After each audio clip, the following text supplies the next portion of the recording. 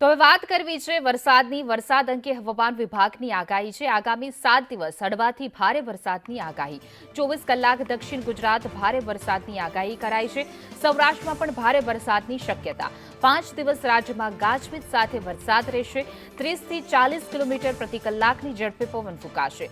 23 થી 26 જુલાઈ સુધી દરિયો ન ખેડવા માટે માછીમારોને સૂચના આપવામાં આવી છે.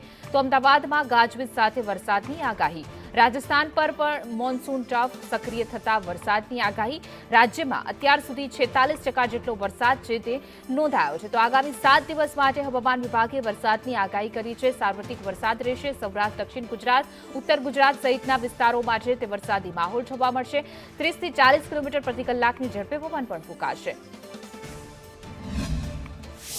आज का जो फोरकास्ट है आने वाला अगले 7 दिन तक इक्का दुक्का अनेक स्थानों में हल्का से मध्यम बरसात का संभावना है और जो भारी बरसात का भी पूर्वानुमान है आज के लिए दोनों क्षेत्रों में ही भारी बरसात इक्का दुक्का स्थानों के लिए दिया गया है।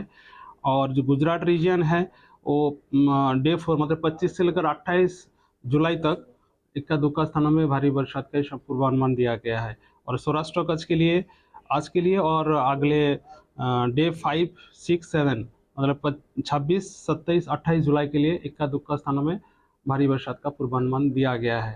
इसमें थंडरस्टॉर्म का वार्निंग भी है अगले 5 दिन के लिए दोनों क्षेत्रों में ही मतलब 22 से लेकर 26 जुलाई तक thunderstorm with lightning 30 to 40 kilometre wind speed के साथ होने का पूर्वानुमान